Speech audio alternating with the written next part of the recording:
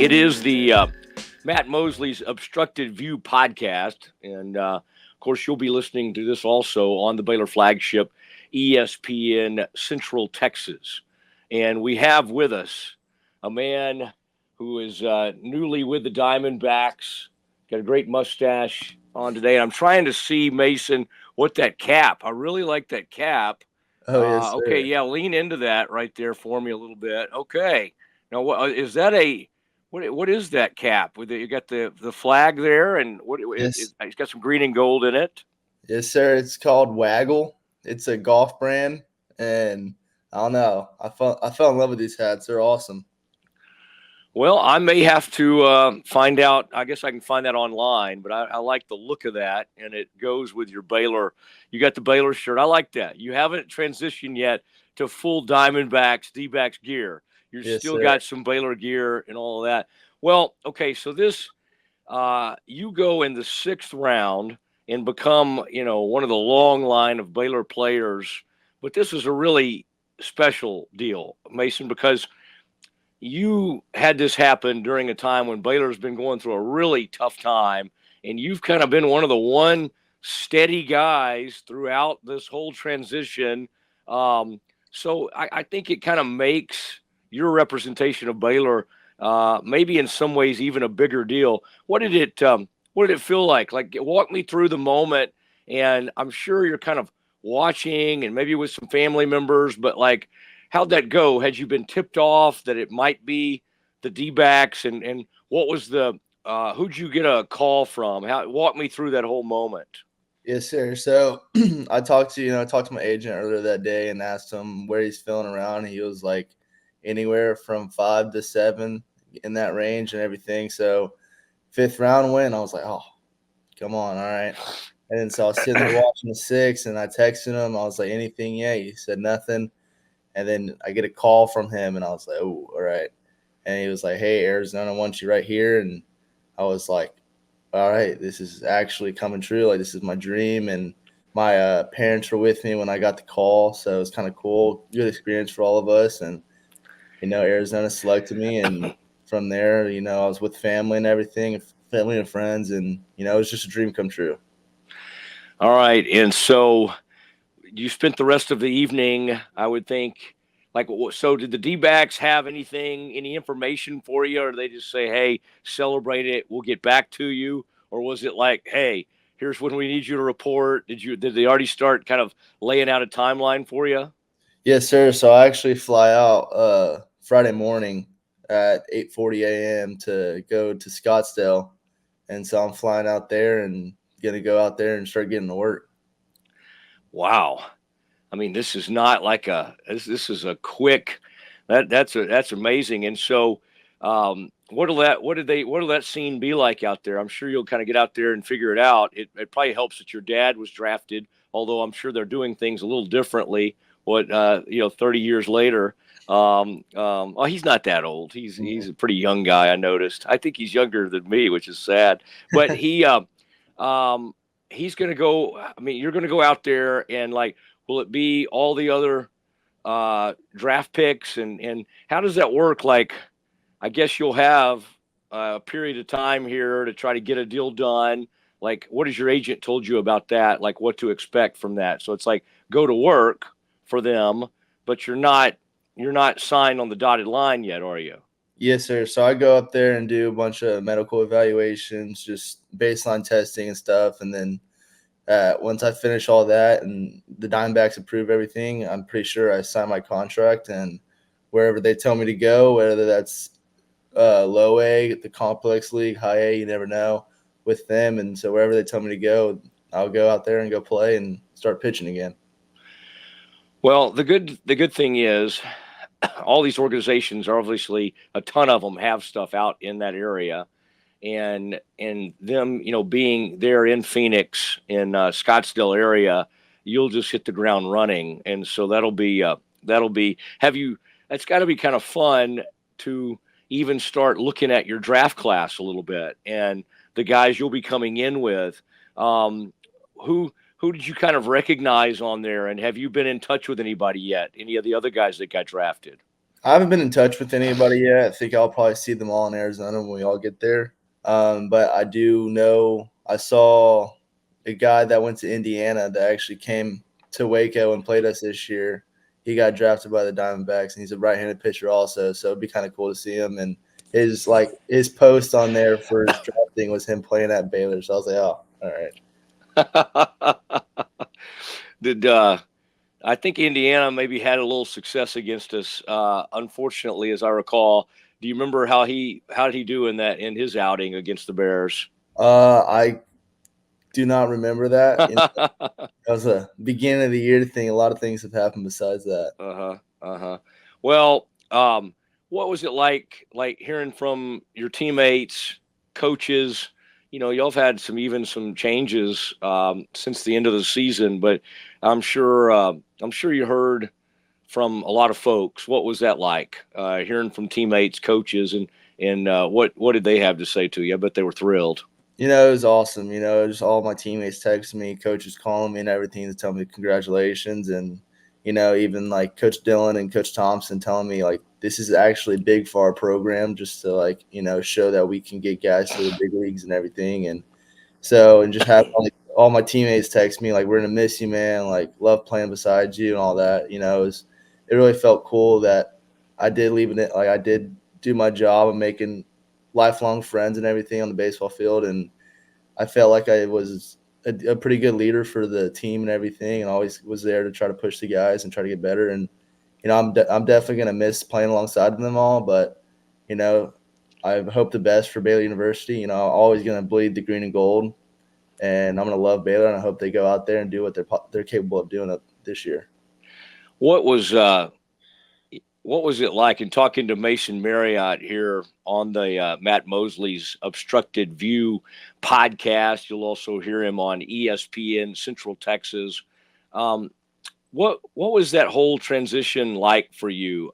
It had to be tough, and I would imagine, you had opportunities to probably leave at some point. A lot of guys went in the portal when there was first a coaching change. Um, Looking back, or how pleased are you that you stuck it out and you kind of stayed and can kind of hopefully provide the foundation for getting the program back where it needs to be? Yeah, I'm completely grateful that my family talked me out. I actually entered the portal my freshman year once the coaching change was happening, and it only took one time to go out there and talk to Coach Thompson and Coach James Leverton. As I went up there after my freshman summer, and I sat down and talked to him, and I was like, all right, I'm ready to go. Let's sign again. And so Thompson kept me on, and I think that was the greatest decision of my life. Just staying there, and just it matured me as a person. Thompson taught me so much about baseball. Coach Leverton taught me so much about pitching. I owe a lot to Coach Leverton on me sitting right here today, given this opportunity to play professional ball. And so it was a big deal for me to stay at Baylor. What would you say? You were always a fireballer. I mean, I looked at even your high school numbers. You were a highly rated prospect. So it's not like you needed to amp up your velocity all that much. With Coach Leverton and then maybe even Mitch and some of the guys, Coach Dillon, where did you make the most strides at Baylor? Was it just your different, mixing up your pitches? I was even looking back at some of you had that really great performance against Nebraska, and I noticed you mixed, I think, a couple of sinkers. You may have thrown about 3 sinkers in that game or something like that. What was the most important, thing that you added that they helped you with? Would you say just about either your approach or some of the pitches you've been throwing? Yeah, so the main thing that they helped me with was probably just maturity as a person, and I was also like bringing that maturity onto the field. Not letting things snowball in a way and like getting out of hand and kind of just taking a step back and be like, okay, I can do this. But working with Coach Leverton every single day, he made me start throwing my breaking ball different. He helped me on a changeup. He kind of made the two seam do the sinker kind of thing do what it does. And just sitting there working every single day with these coaches, you're right alongside of them every single day throughout the school year, so you have a lot of time on your hands talking to them, getting information. And also you can go talk to Coach Blair. Coach Dillon and Coach Blair are hitting coaches, but they want to benefit the team too. So they teach you stuff, they walk you through different things that they see, and you just get like a full hands-on experience there at Baylor, and everyone's there to help you. Everyone's offering an open hand, and I owe all my success to them, and they've taught me so much and of a way to just go about pitching. Your dad came out of the Houston area, and at age 18 gets drafted pretty early. I think it was fourth round, maybe, or something like that. I hope he doesn't hold that over your head too much. But I mean, that's got to be really neat to have that legacy, and now hopefully you can go even further than he did. How has family been for you in this whole process, and how helpful was it, having your dad been through this process? Obviously, he did it straight from high school. You did it with college, and I bet you're pleased that you did that, and probably gave you, like you said, more maturity. Is he almost envious? Do you think that? I mean, I'm sure he looks back and goes, "What would have happened if I went to college?" Does he Yeah. ever talk like that to you? Yeah, he does. My dad played 7 years in minor league baseball and had 3 arm surgeries. So like he is wishing he went to college now for sure. So he always talks about, like, even like when I was looked at in high school to get drafted and everything, he was like, dude, you need to go to college. You need to go to college. It's gonna help you out. It's gonna teach you so much. You're gonna become a better baseball player, also a better person, and set yourself up for the future better. And so like I took it all into consideration, and going to Baylor was, like the perfect choice for me, and everything got me to where I'm at. And family has been a big part of that. I have 3 sisters, and my mom and everybody has been backing me up on my decisions and supporting me throughout all these years of playing college baseball and coming to all the games, driving all the way from Tomball to Waco. And so it's been a big deal for me, just being here with my family for the last few days I have, and going through this kind of change and this like reaching this goal in life that I'm with them and I was able to experience it with them.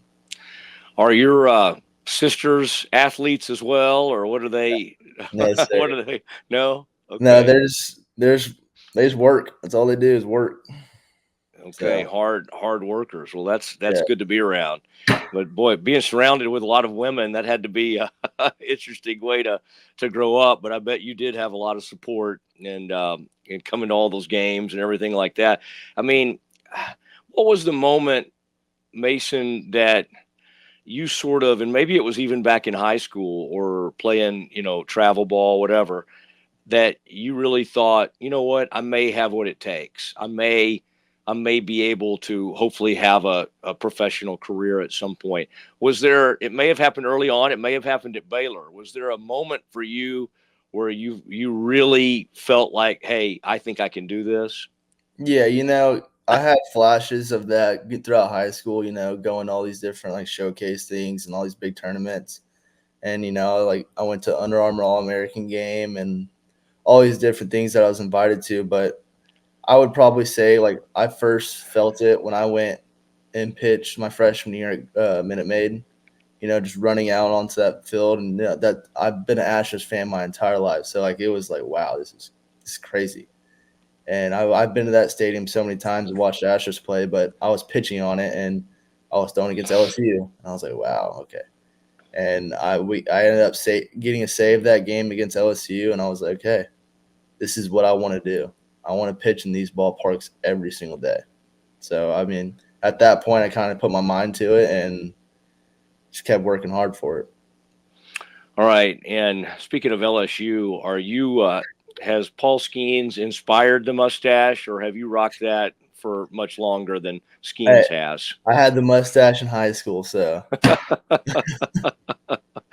don't know how you guys were growing mustaches in high school, but so baseball players for some reason can grow all the facial hair. Well, who else was in the mix when you were being recruited by Steve and the gang? Like who did it come down to? Were there a few schools you were thinking about?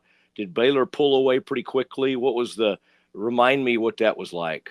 Baylor kind of pulled away pretty quickly. I committed to Baylor my sophomore year of high school, so it was fairly early and everything. But I I knew a bunch of guys on the Baylor baseball team at the time, and so like I was able to talk to them, ask them questions and all that stuff. And so me getting that like kind of intel and everything, and then talking to the coaches and going to the Baylor ballpark and everything, I just kind of fell in love with it. I talked to, like U of H, I talked to Texas a little bit. I talked to those teams, but kind of Baylor just stuck out to me, and I was like, okay, this is my right decision for me. And I had Randy Taylor was an area scout for the Rangers, and kind of going through all the Under Armour, not the Under Armour, the area code games and everything. And his brother was Mike Taylor, so like I was able to get a feel for the coaching staff through another person and everything. And Randy was able to tell me like how it is, and I fell in love with Randy. And then when I got to Baylor, I ended up falling in love with Mike Taylor, and it was just a great opportunity for me. Did you, because of those guys that you liked from the Rangers, were you able to get past the tough loss to the Astros and root for the Rangers against the D-backs, or do you choose not to answer this question? I'm going to choose not to answer that one. Well, I bet that was kind of interesting. The All-Star game the other night, given what had just happened and seeing the D-backs manager and the coaching staff from the D-backs. How cool was that? That was cool. My mom was like, "Is the Diamondbacks playing?" I was like, "No, it's the All-Star game. They get to coach it." I was like, "That means they're good coaches." She was like, "Oh, sweet." Yeah. So yeah. Well, I don't fault your mom because those uniforms are pretty weird. The All-Star uniforms now. So it's like you could look out there and go, "Wait, who's playing? Who's?" Mm-hmm. They used to do it a different way, and hopefully they'll go back to that someday with the jerseys and all. But this is a bit of a different thing. Now, I'm curious, who did you kind of grow up wanting to emulate, or who were kind of your heroes? I mean, obviously, you were growing up when the Astros were putting it together, and so Verlander shows up there probably when you were in junior high or high school, probably high school. Who are the pitchers though that you really looked up to and in some ways maybe tried to pattern yourself after? Yeah, even before he was on the Astros, watching Justin Verlander on the Tigers and everything was exactly what I wanted to try to be. He had a fastball that he could blow past people, but he didn't really show it that often. He would just pitch and pitch and pitch, and then he would throw all of his breaking stuff and change ups and everything whenever he wanted. And watching him go to the Astros and everything was kind of like, oh, it's like my favorite player's coming to Houston now. And so I was able to watch him in Houston, go to some of the games in Houston, watch him, and just watching him compete and the way he goes about his business on the mound, like he's not screaming, yelling, or anything, and he's just out there pitching, doing his thing, and that's what I wanted. That's how I kind of emulate. And I'll every now and then I'll get a little scream out of there, but I kind of just stay in my own circle and kind of just keep pitching and keep my head on the prize. Yeah. So you'll go out there for your physical, go through that. I'm sort of curious, like when you see in the All-Star game the other night, I was just blown away. I mean, Mason Miller was throwing, I think in that game he was clocked at almost 104. He was clocked at like 103.6. I'm sure, I mean, you obviously can throw in the mid 90s for sure. And I imagine you've got more you could bring if you kind of needed to. Is that something people have talked to you about? Like everybody always wants to kind of add velocity. Where do you think you can take it in that area? And how do you kind of balance that? You love the extra velocity, but you don't want to get it and lose some command, right? Yeah. So my freshman year, all I thought about was throwing hard, and I was just like, all right, let's just sling it. And, I was the closer and everything. So I was like, oh, I got to throw one inning. I can just let it eat for one inning. And then, sophomore year came and I was in the starting rotation. I was like, oh, okay, now I got to get back to my thing. And, just being a starter, you kind of learn how to just like use your velocity as like on the back burner, so you can like sneak it in there when you want to and everything. But just being able to pitch and just actually use like pitchability skills and everything, like hit your spots, make the hitters get off balance and everything, and just change eye levels and everything. So that is what I kind of lean towards, is more pitchability, and then using my velocity when I want to is just like I think it's like a bonus, because I mean, even when I'm not trying to use my velocity, I'm anywhere from 94 to 95. But when I try to run it up, I can probably run up 97, maybe 98 if I really reach back for it. Mm-hmm. So I'm hoping, going to Pro Bowl and everything, I can get more physically sound and maybe be able to run it up to 99, 100. Wow. Well, I mean, Miller, and of course, not everybody's going to have that crazy story, but he was throwing in the 80s, right? And he had diabetes, and somehow, I mean, that's just kind of wild. It used to be like Aroldis Chapman and maybe one other guy throwing 100, right? And now it's like every time you look up, somebody's throwing at that huge rate. So just from a health standpoint, everything, as the D-backs kind of get ready to just make sure everything's good there. I was just kind of curious. Last year, you had that outing against Texas. It was awesome. That was a huge breakthrough win for y'all on a Friday night in Texas. You in Austin. You kind of nailed down that Friday night role. Did you start to, like, moving forward? I guess you got to be open to whatever, but I get in your mind, is it hard? It's hard not to see yourself as a starter, isn't it? Once you kind of get going like that, I've seen you projected as a possible hard throwing reliever, but I guess you got to keep an open mind, right? But I mean, how do you kind of view yourself in that regard? Yeah, I mean, I see myself as a starter, and I feel like I have a true 5-pitch mix, and I can get deep into games. But, if a team wants me to come out of the pen and do whatever, I'll do it. I'm not going to complain or anything. I'm there. They're my employers, so I'm there to do whatever they need me to do, and I'll do it. And, I mean, I've had experience doing both. I'm comfortable doing both, so it's whatever happens, happens. What what's going the team kind of started to break through this year, and honestly, y'all are in a pretty nice position at one point, right around 500 or maybe a little above in conference, and then the things kind of went the wrong direction on you. But where do you see this program? You'll be leaving, but obviously you're going to still keep in touch, and you've got a lot of great friends. What do you think? What gives you hope that they are truly going to turn the corner, and that maybe this past season you were a part of, was a big part of that? What gives you hope that Mitch and the gang are on the right track?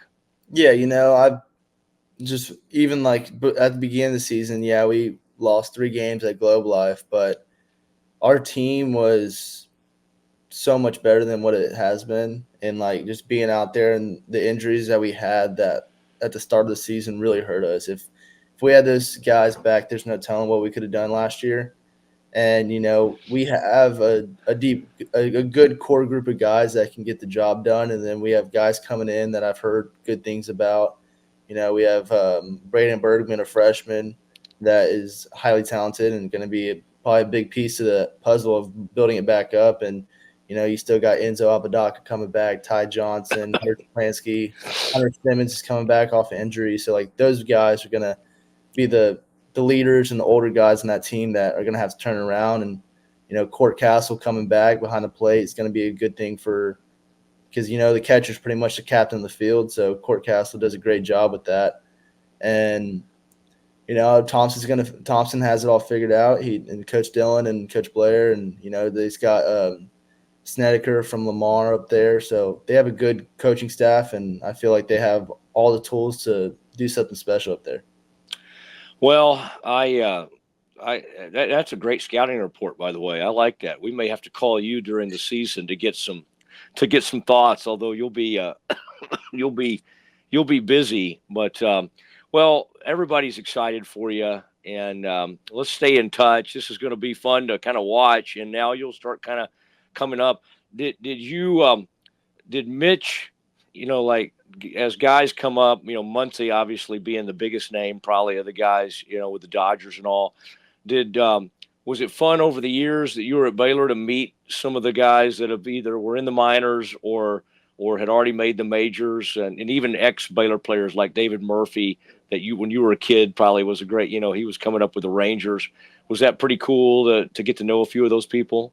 Yeah, it's cool seeing them come in the ballpark, and when they come to the ballpark, they act like they're still in college with the guys, so they're all messing around with you, joking around, and Thompson treats them the exact same way as he treats us. He's like, leave some balls out, you better go pick the balls up. Like, we're not picking them up anymore. It's same big leagues. So, like, it's cool. It's a cool thing to see, and how they can just come back whenever they kind of want. And like, Baylor baseball is always a home for them. They don't have to ask questions about it. They just come and walk through the doors and be welcome with open arms. And I'm excited to be able to go back and see my friends and see the team and see the coaches, throughout the year, and see what happens with them. All right. Well, I appreciate you being on the podcast and on the radio show. And by the way, can you name like the two greatest Baylor softball players that went to Tomball High School? Have you ever run into anybody that played softball at Tomball that played at Baylor? Does anything come to mind? No. Okay. So there's a star, Brett Reagan, I think was her name. She was like an All-American, and then Jordan Daniels was a all Big 12 second baseman. So for the Bears, but Tomball has put out a lot of major league talent and a lot of great players over the years. So you become part of that legacy. Who was the greatest player in your mind to come out of Tomball? College-wise, Nick Banks is pretty good. Okay. I would probably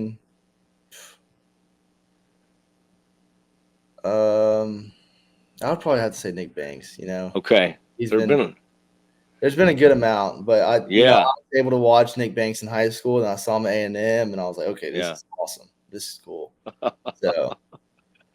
Yeah, speaking of A&M, I bet you've watched that with great interest, like all of us, the A&M Texas, all the stuff that happened there. Yeah. Well, listen, it was fun to get to visit with you. Best of luck. We'll be watching, and we'll do this again soon. But appreciate you being on with me. Yes, sir. Appreciate you having me.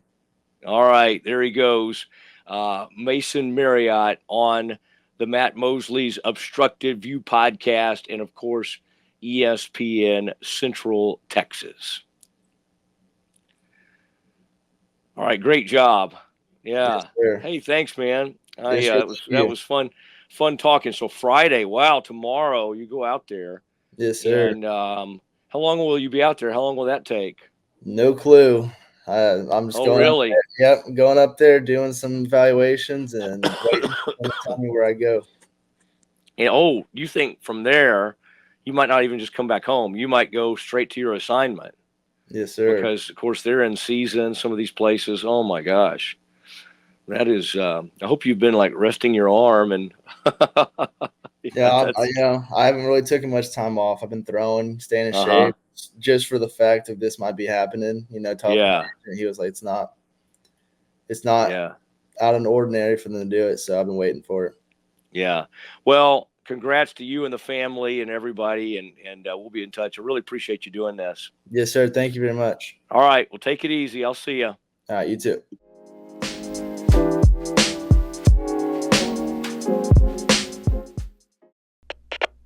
We are Rogue Media Sports.